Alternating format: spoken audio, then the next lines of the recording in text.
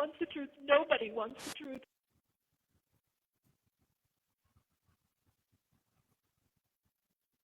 Okay.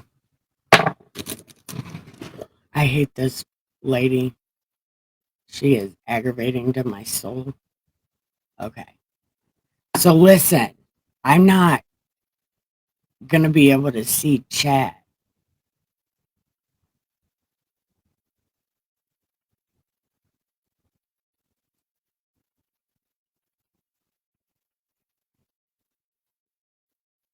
No, Neil, we just watched it the other day. Hold on. All right, I'm pressing play. Because these kids, I told Doug, I woke up, the Spirit told me, it's all the devil. You've seen him. I mean, I've known Can you him hear for it? 5 years. You've watched him come at me. Mm-hmm. And you're exactly right, because he knows I know what he's doing. And he uses these kids. And he uses all of us as the adults, the parents that don't hold the kids accountable. So now it's abusive to make a kid sleep on the floor. It's abusive, or it's abusive to, it's ridiculous. It's ridiculous. You can't even raise your kids anymore. So what I'm saying is you're being crucified in public opinion. Yeah. So Neil, I think it was Neil 3. Has to be super prepared. And the only way he's going to get prepared is if you push him and ride him. Okay, I will. I'll call him today. Yeah. He doesn't seem really animated. He seems like, the pictures are going to destroy you. And I'm like, we didn't do that. We didn't do that. Those pictures we did not do. He did that to himself, yes. If we put it on him and then he rubbed around and cut himself, yes. But we didn't do that. They tied this boy down, and he got rope burn, and they put cayenne pepper and honey on it and wrapped it in duct tape. When the little boy escaped, he was covered in wounds and duct tape. And it was at this lady's house. And now she's talking about how the devil made her hurt those kids. And then she goes into the Bible. Miss Muddy, you're going to get so mad about this also, because you know the Bible also. But just listen to what this chick does. I'm going to shut my mouth. I'm going to let y'all listen.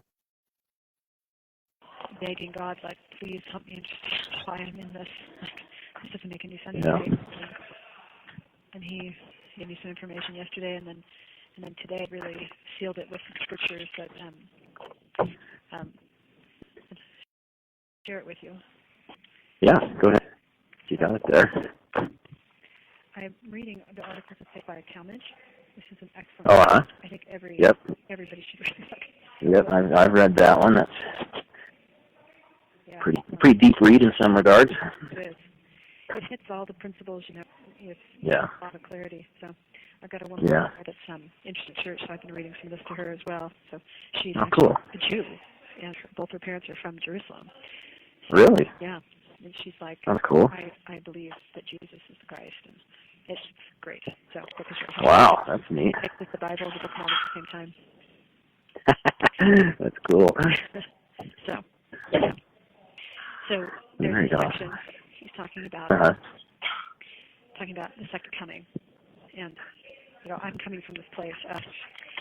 I was just getting ready to move, and all of a sudden I ended up in prison. Like what in the world? Yeah. And one day you'll know all the details, and it'll all make sense. But if I could talk right. to here,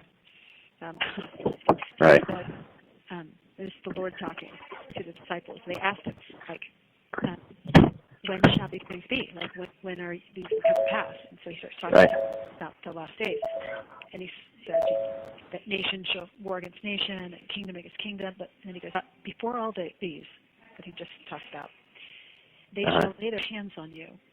Now, I have been praying for 5 months, like, explain to me, like, what is going on? Like, I'm willing to go there, but please let me go right up. Like, if you want me to be there because you want me to be there, then great. I will not resist it at all, but please help me understand. So I read this morning, and I just wept and just thanked him and thanked him to just all click. So he says, but before all the things, nation rising against nation, they shall lay their hands on you. And I'm like, like, oh my goodness. Prosecute you. You have 1 minute remaining for this call. Back. Yeah, call me back. Did you hear that? Okay. Yeah, call me back. This is a call from and paid for by Jodi Hildebrand. an inmate at Purgatory Correctional Facility. This call is subject to recording and monitoring. If you don't wish to talk, hang up now. Thank you for your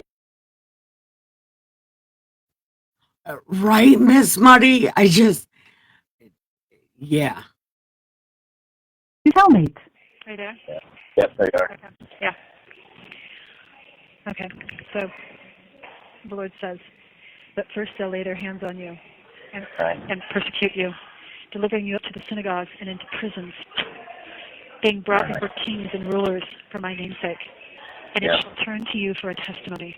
And then he says, settle it there in your hearts not to meditate before what ye shall answer, for I will give you a mouth and wisdom, which all your adversaries shall not be able to gainsay or resist. And She's Mormon. Wow. So then he says, and ye shall be betrayed by both parents and brethren and kinsfolk and friends. I'm like, oh my gosh, that's exactly what's going on. And some of you shall be caused to be put to death, and you shall be hated by all men for my name's sake. And then he goes on. Now, and I never read that before, but like I've never been in prison. I swear I'm gonna shut up. But Jesus said, if you talk about me being the Son of God or anything like that, they're going to kill you. But she's talking about they wrote this and it's all about her hurting kids. So that's what they do, CNA. They take what God and Jesus said and they don't pay attention to the context. They just go with whatever they want to go with. Fuck the context. But I just read that. I just wept. I mean, the Spirit was like, he just said, this is you. Yeah. I read in Mark. So that was in Luke, and I read in Mark. Didn't we read in Soul, God puts his own evil spirit on people. Of course, God allows evil. He has evil in him. And he puts it on whoever he wants to prove and reprove the people he wants to be on his side. The same kind of thing, because the Gospels, they wrote similarly. So he said, now the brother shall betray the brother to death, and the father the son. Like the father will betray the son. And the children shall rise up against their parents and shall cause them to be put to death. That statement right there is what's going on with me. The children shall rise up and put parents to death, and ye shall be hated of all men for my name's sake. Oh my goodness. Yeah. You see right there? She's justifying being in prison because talking about Jesus will get you killed. But she's saying all this is happening to her because she's a victim for abusing children. I cried for him straight. Just everything clicked. And I said, Wow. I'm happy to go to prison. Because if you continue to The Mormons are losing their fucking mind. Be grateful. If you're in the situation, be grateful because you're grateful. And wow. You will be saved. And wow. Yeah, I had a quite experience to read that from your perspective right now. Wow. So I have just been begging him, like, you've got to explain this to me. Like, I cannot logically figure out what's going on here. And that's it. That's what's going on. And the Spirit, when I feel the Spirit, I have two physiological reactions. I get really shaky, like I'm shivering, like I'm old, or I feel heat, like I have a fever run through me. Wow. I was like burning up. It felt like I was burning up, and I was just shaking with gratitude. Like, here's your answer. CNA, I'm reading the story of Jesus for you. Why are you going back to God? Because, we stopped that story to do this story. You should ask me questions about Jesus because we're in the story of Jesus. Stop trolling my chat, butthole. Here's what this is. That's super cool. And That's pretty neat. Okay. Pretty neat how that works, how the scriptures can do that, you know? yeah. It's pretty Yeah. cool. Well, like I said, I have probably every single day just been, trying to logic, trying to understand, Oh, yeah. trying to be humble, trying to say, Yeah, of course.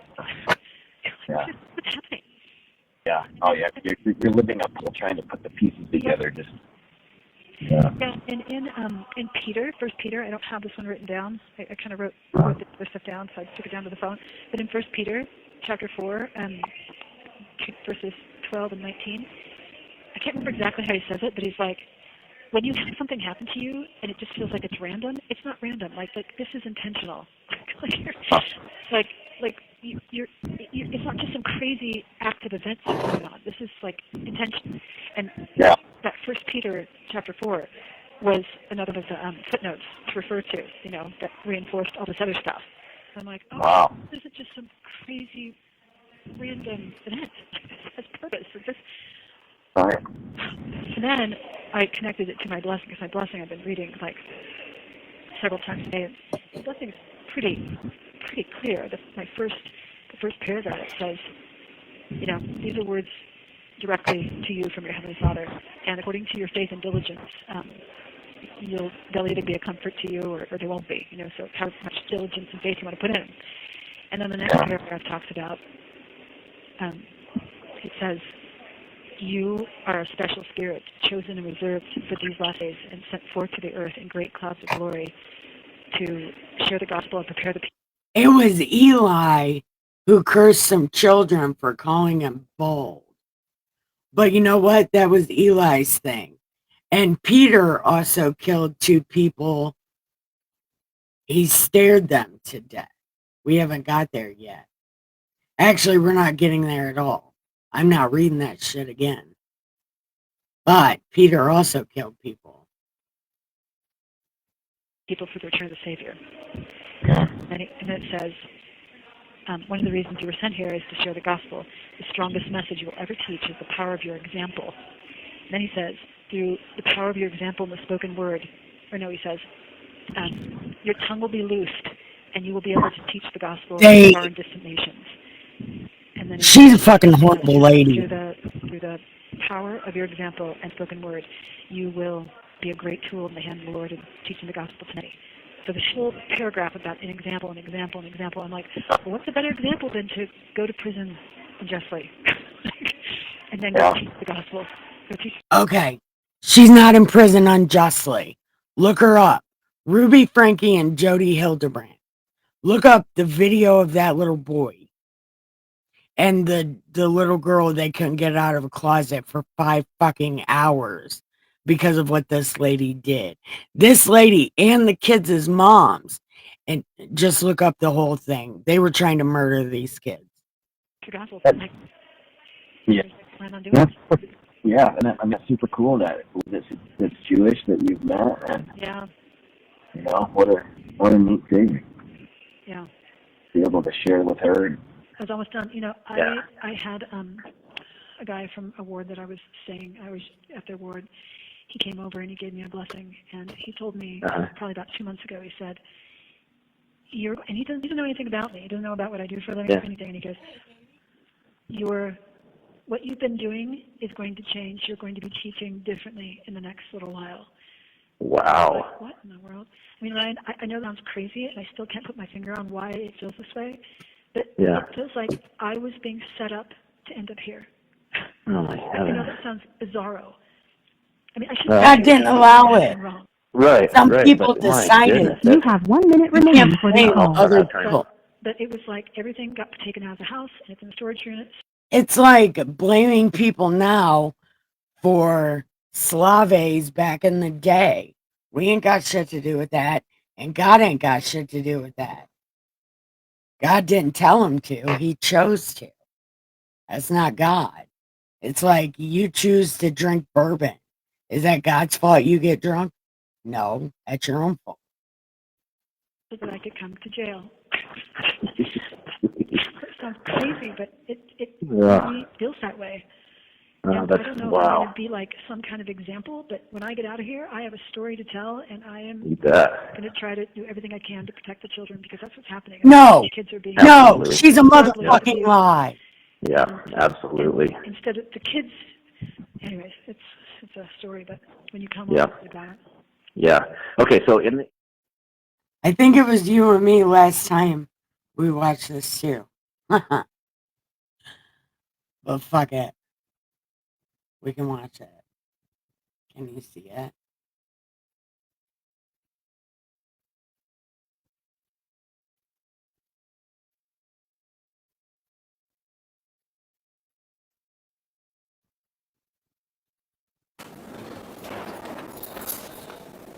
Hi, Laurie.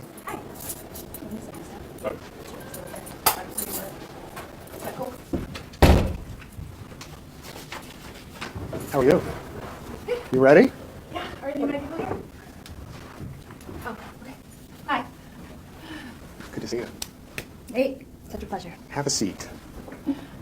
And Long time coming, huh? it has been. Happy birthday. Oh, thank you. Yes. So I want to start with Chad. Okay. You told me years ago. Today is my birthday. Today is your birthday. How old do you think that I am? 52. Oh, how did you know? I do my research. You must know a lot. Yes. The girls are like, are you turning 25 in my pod? And I was like, no, I'm turning 25 plus 25 plus 2. There you go. Do the math. You told me years ago Chad was the best man you've ever met. Chad is a very kind person, yes. Is that still true? Yes. So besides his spirituality, what else attracts you to Chad? He's a wonderful person. Everyone who knows him knows that. You've never met him, right? I haven't met him other than when we were in Hawaii. I'm saying you never met him, talked to him, interacted with him, or... No, Yeah. no. How often are you able to talk with him? So we aren't really speaking. By your own choice, or just because it's not allowed from like prison to prison? Yeah, like the way that the mail works here is very difficult. I see. So we're only allowed to get postcards. Like you can send a letter to the jail itself, and so there's difficulties within that. But you still love him, Absolutely, yeah, and you've said you'll be exonerated, and he will too. absolutely, we will. Will that be before he's executed? Yes, Nate, before he's executed. You're well aware. I know that you are LDS as well as I am, right? And you're well aware that the 3 Nephites in 3 Nephi 28 were given the death penalty 7 times. She killed her daughter, her son, and then buried them on her husband's property. It's Laurie Vallow and Chad Daybell. You should look them up. They were arrested after Jesus personally translated them. Okay, they were arrested, convicted, and given the death penalty 7 times. And where are they today? I don't know. They're still wandering the earth. Yeah. They didn't get executed. So they didn't get the death penalty. And there's 220 people in this country who have been on death row and have been exonerated and gone home. Do you think it'll be soon then?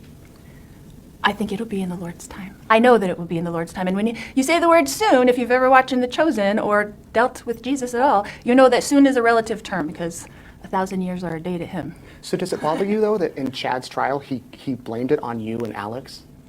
So now that I know the judicial system and now that I have been my own attorney and how things work, and I've said this before in an interview, it's so different what goes on behind the scenes in a high profile case. Okay? There's strategies going on, there's defenses going on, there's all these things going on that you wish, like, why can't we just go in and tell our side of the story? The attorneys are like, you can't do that. We have to come up with a defense, and we have to do this, and we have to do this, and like, why don't we just go, why isn't it, you thought, like, if you've never been in the judicial system, which I have. I didn't mean to say it like that, but you should look her up. It's fucking wild.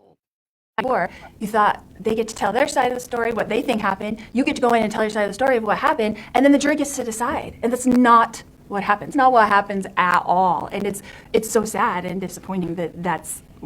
So you think Chad, they had to come up with a defense just to have one in court? You don't think he really believed or blamed all of this on you and Alex? Absolutely. And I know that for a fact because John Pryor came and told me that prior to trial. He did. He said, this is going to be our defense. He said, I'm going to blame you, and Chad doesn't want me to, and he wants you to know that. And this is the kind of stuff that goes on behind the scenes that nobody sees, that nobody knows what's going on. There's so much stuff going on that you wouldn't even believe all the things that go on. The experts that are being paid, the things that are going on. We've got this expert, we paid him $1 million to say the opposite of whatever your expert's going to say. Like, what do you mean they paid him? The state paid an expert $1 million retainer to say whatever the opposite of what our state, what our in witness Arizona or Idaho? in Idaho was what our witness is going to say. And the attorneys told me this, and I'm like, are you kidding? Like, you didn't have any witnesses. we did. Yeah, in the buildup, we did. But then we absolutely didn't did. Call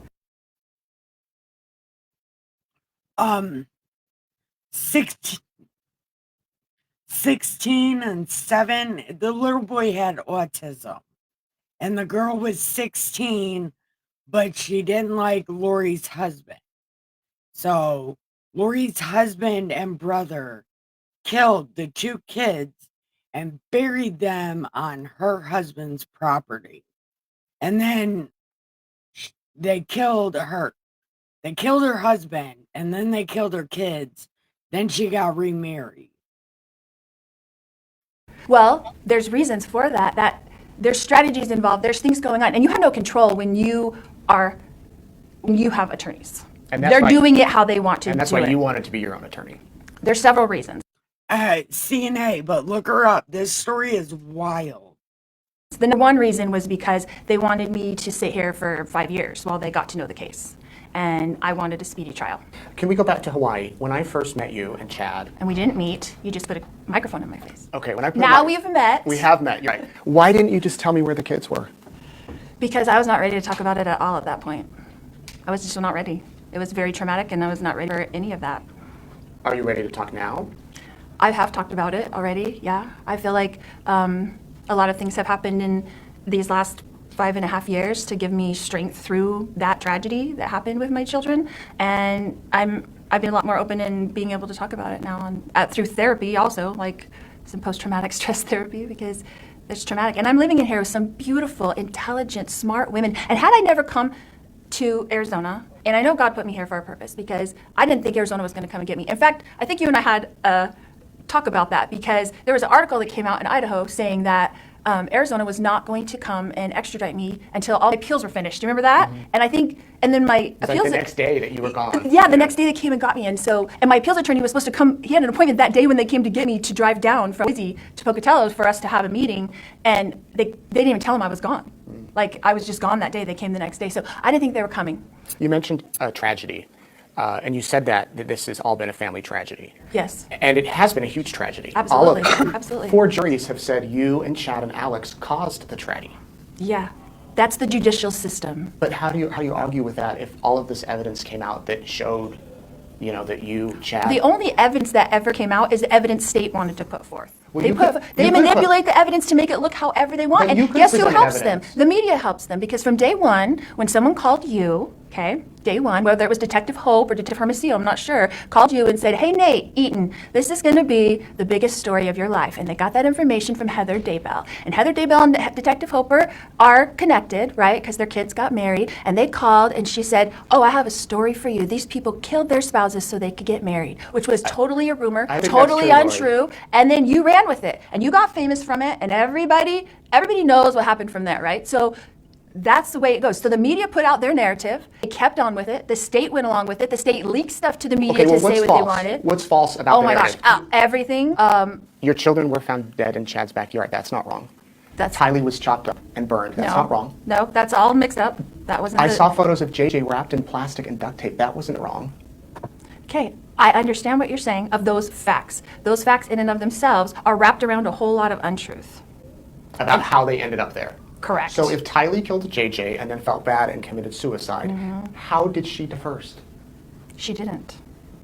She didn't? That's part of their whole fake narrative. That's Who burned her and chopped her up? That's part of everything that they were doing. So I don't really want to get into all of those details with you, because you obviously are very set in your mind. I'm not here to change people's minds. I want you to change my mind. I'd love to hear any evidence or facts you have that might make me think, you know what, they have it wrong, but I haven't heard anything otherwise. That's because you've been pushing this narrative for 5.5 years. You're not telling me that your mind is not set on what it is already? Minds can change. They could change if they're open to change. Right. Okay, so miracles are on the way. And you remember I asked you to watch a movie? Yes, Evan Almighty. I did. And did you watch that movie? I did. And did you identify yourself with the reporter in that movie? I don't know if I identified myself with. Did you identify him with me? Yes, absolutely. So what does that mean? Okay, so when did the reporter change his mind? Remind me.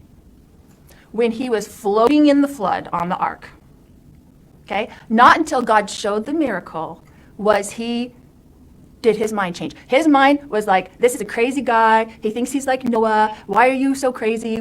He's pushing the narrative, right? He pushed the narrative, pushed the narrative, pushed the narrative. And then the flood came. And he's the first one screaming. And he's screaming and he's running for the ark because he had been pushing this narrative the whole time, right? This fake, false narrative that this guy was crazy, that God didn't talk to him, that all these things have happened, right? That these weren't God things that happened, okay? So then he's the first one to get on there screaming. And when he's floating down the river on the flood is when his mind was changed. So when you're open to changing your mind, I will be happy to enlighten you to the things of God.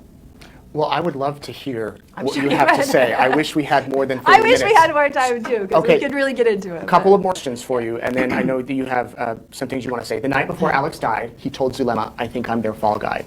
Was he? No, absolutely not, and I don't think he ever said that. I watched Zulema go through probably 13, 14, 15 hours of detectives grilling her. I've watched the interviews. I've watched them all. And I watched her be berated by them, threatened by them, that they're going to arrest her, that she had a part in this, that she's a co-conspirator, and all this stuff until they got her to say exactly what they wanted her to say. And she made that up. She made up a lot of stuff, and I felt bad for her because I didn't want her arrested because she wasn't part of any conspiracy, because there wasn't any conspiracy. And I felt really bad for her. I do love Zulema. Did you and Chad have anything to do with Alex's death? No, absolutely not. We were very surprised. No. What were you and Chad and Alex doing in the storage unit, moving the tire and the seat back and forth on the day that Brandon was shot at and the day after? So that's so. She's not Canadian. She's from Idaho, Utah. She's from Utah, where all the Mormons are.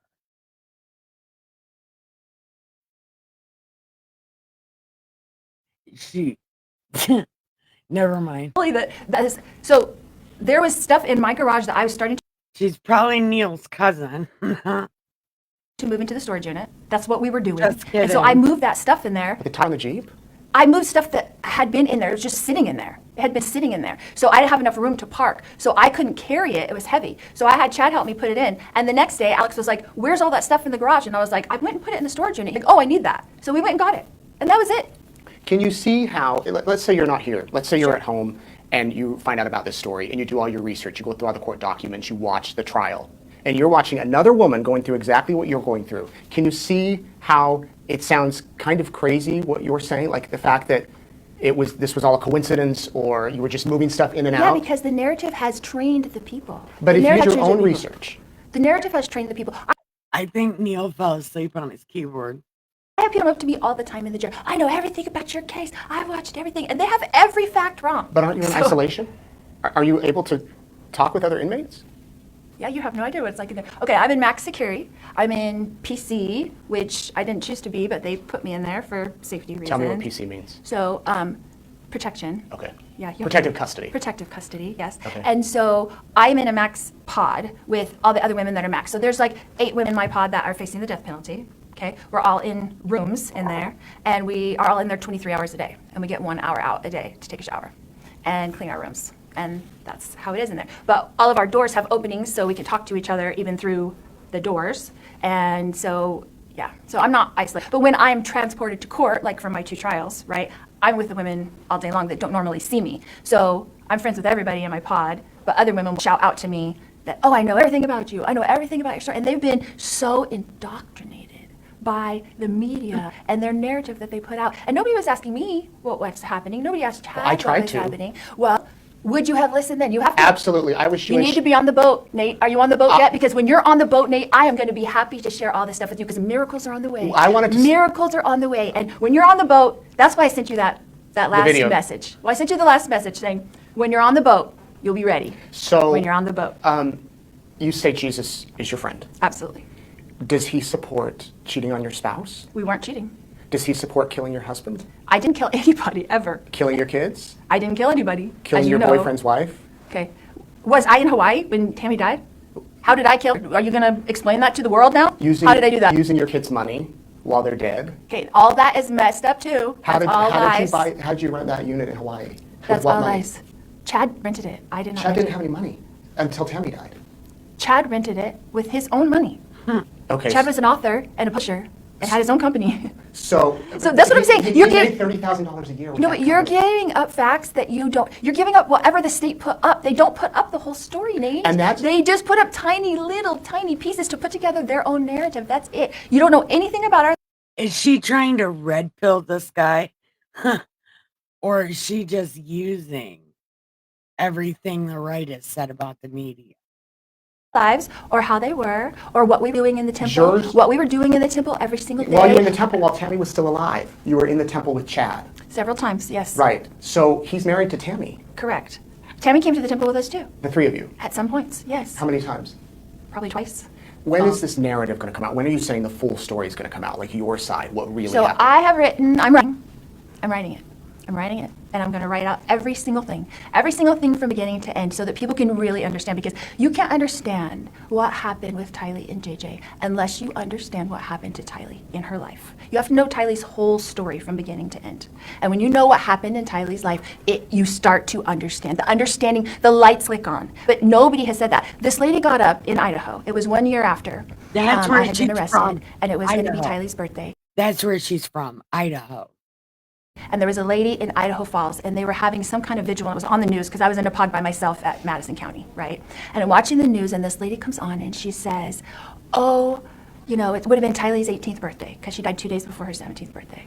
And then she said, it would have been Tylee's 18th birthday today. And if Tylee were here, she would be out with her friends, and she would be singing and dancing, and she would be doing all these things. And this is a lady who's never met Tylee, never knew her, never knew anything about her life or our life. And I was like, do you know how many of Tylee's birthdays we spent in the hospital with her screaming in pain while she's on morphine, and the morphine isn't enough to take away the pain? Wait. Are you really blaming this all on Tylee? No, absolutely not. I'm saying Tylee had a really hard life, and people don't understand. So how does that tie into her death and your son's death and Charles being shot and Brandon being shot at and Tammy's death? Okay, all those things connected, right?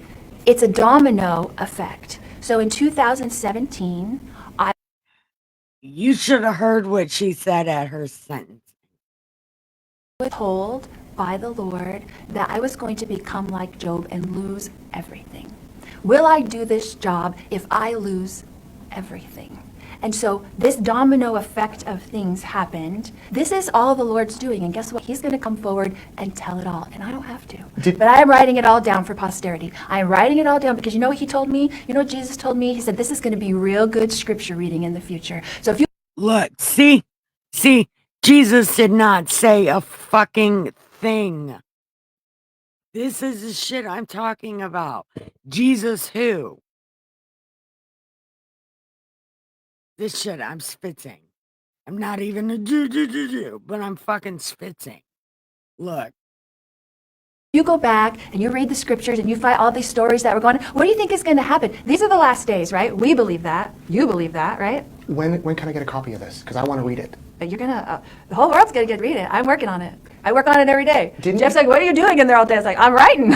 It's coming to me. I'm writing. When you were on trial in Idaho, didn't you say that Jesus was going to be back before the end of that trial? Okay, who said I said that? I'm asking you, did you say that? No, You never absolutely said not. that. I have never, Chad has never, we've never given a date or a time. The prophet, Where did July 20th somebody come from? made that up and put it on there. I have never said it. Chad has never said it. We've never had a date. We're going with what the prophet says. When President Nelson gets up and says, these are the last days, we need to prepare for the second coming. We need to gather Israel on both sides of the veil. That's But what we it's were true. doing. That's what we were working on. And we wait for his timing. The Lord has his own timing. He's never early. He's never late. Why has His Chad been timing excommunicated? is great. So I think that was false too. That was mean. That was mean. To excommunicate him? Absolutely.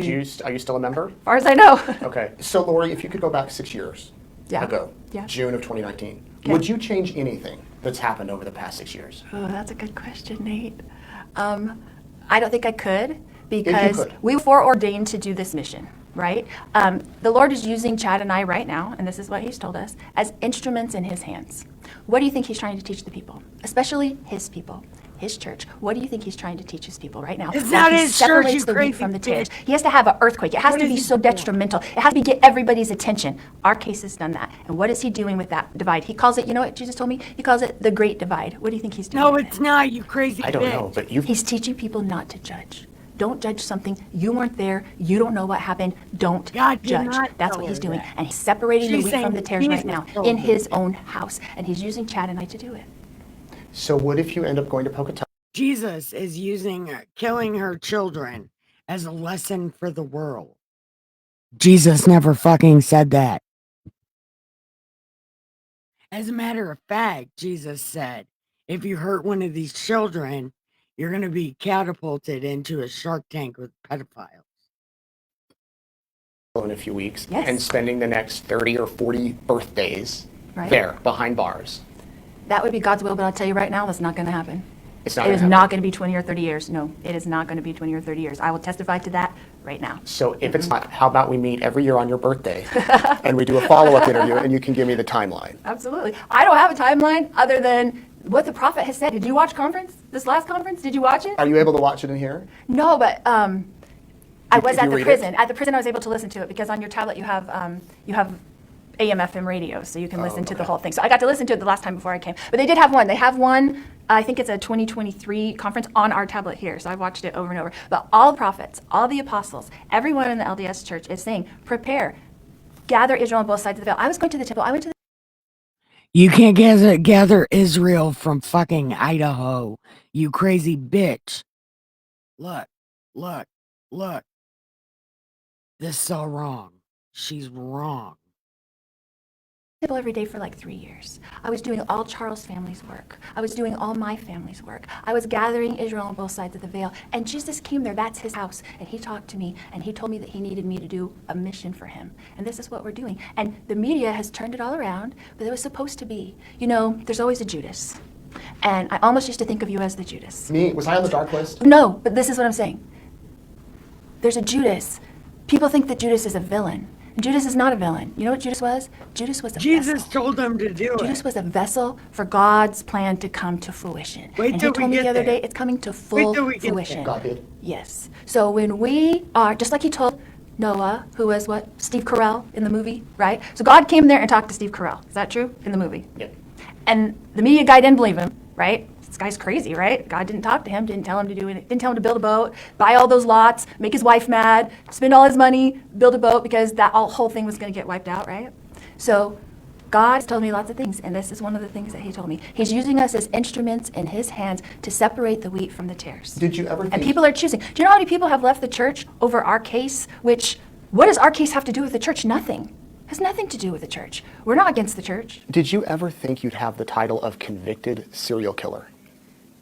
Now, do I?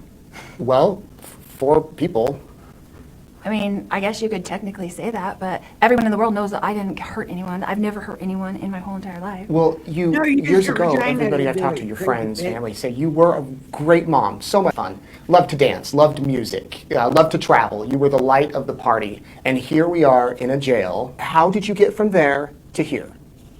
God put me here for his purpose. And so you know who he needs? He needs somebody who's the life of the party, somebody who teaches the girls how to work out, somebody who teaches the girls how to have fun and dance and do all those things in this, the worst jail in the country. He needs somebody to come It is in not. to the worst jail in the country and strengthen these women. And I'll tell you what happened. We used to have this wonderful lady, and she used to come in, and she's from mental health. She used to come in on Tuesdays, and she'd be down there, and she's blonde, and she's really cute, and she's really fun. She's bubbly like me.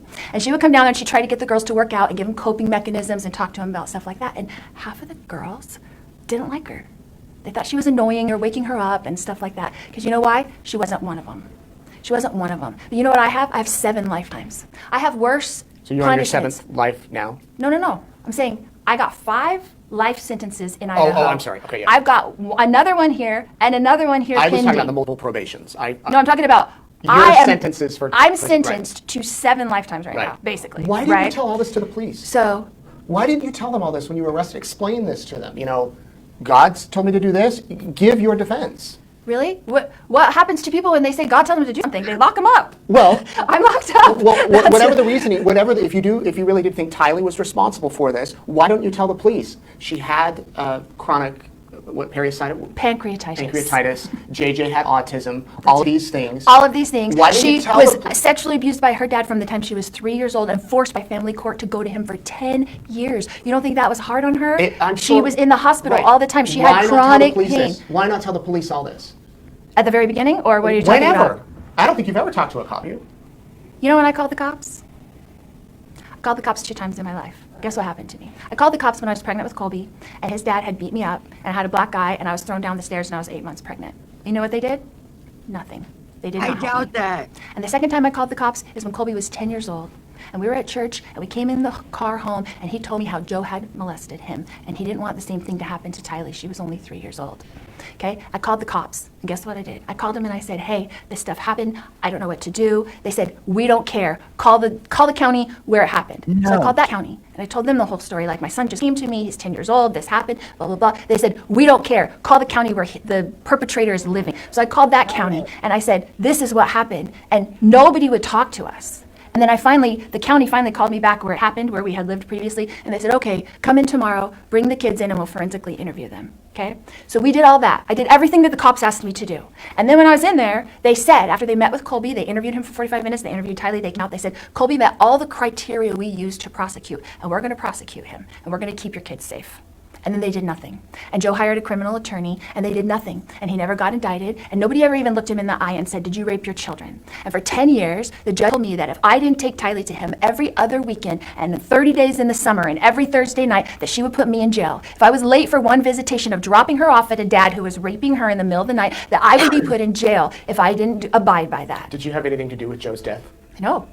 Did Alex? No. We didn't even know. We were living in Hawaii. We had come back. Tylee was forced to go to him for 10 years by the courts, hated it, came home and cried, screamed, kicked, hit Colby, hit Cole, hit Zach, scratched him, yelled, threw things through the walls, was a nightmare, had night terrors, never slept at night. Tylee never went to sleep before 3 o'clock in the morning. She's 5 years old.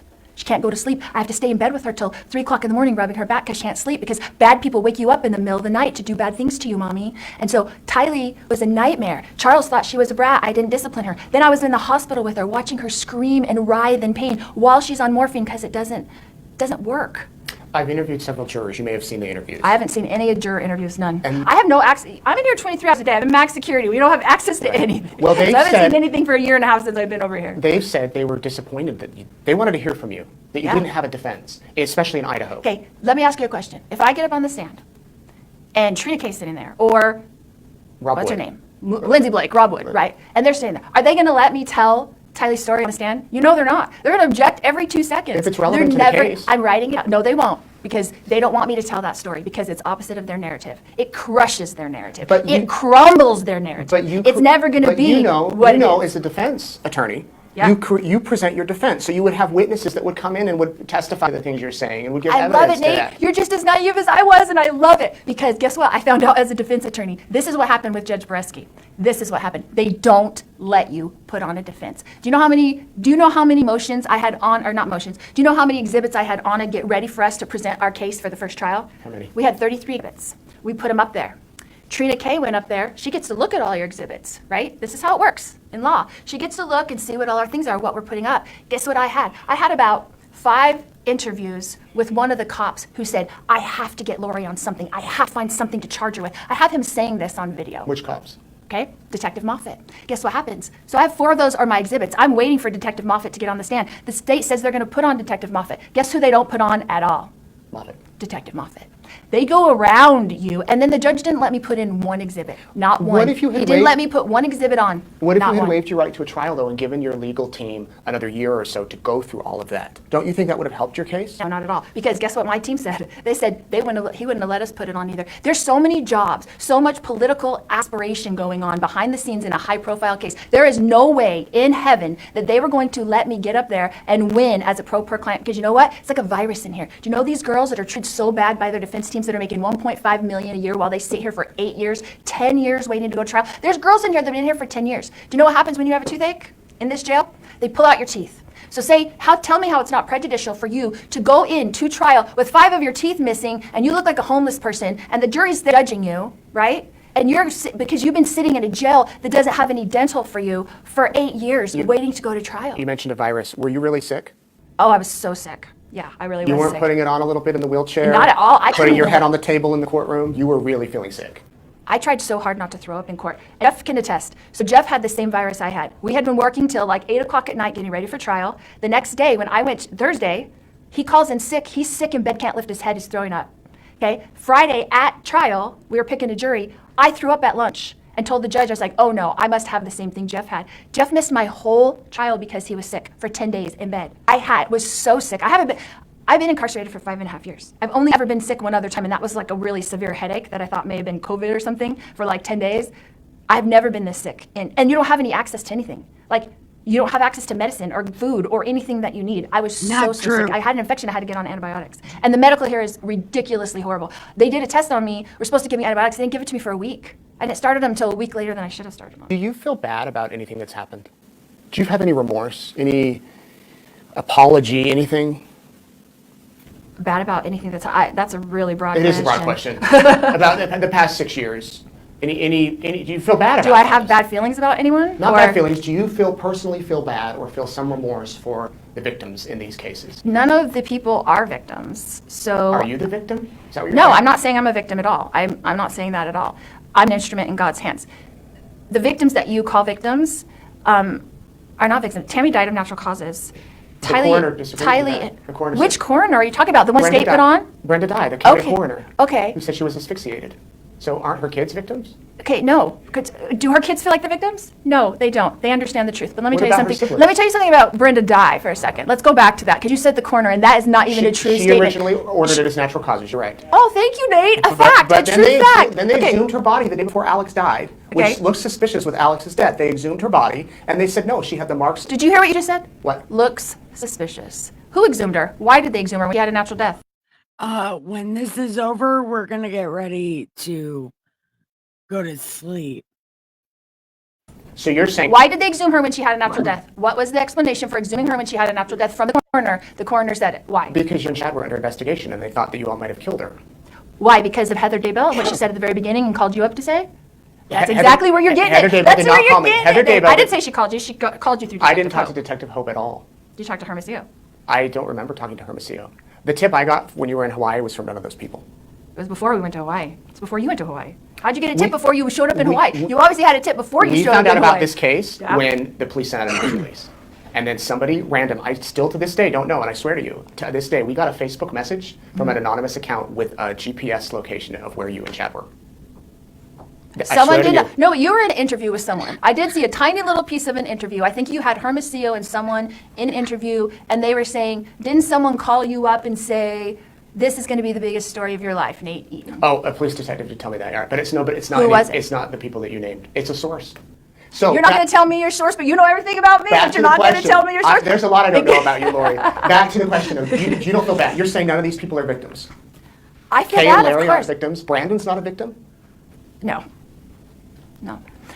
I'm not saying that people haven't had hard things happen to them in their life. Everyone has hard things happen to them in their life, right?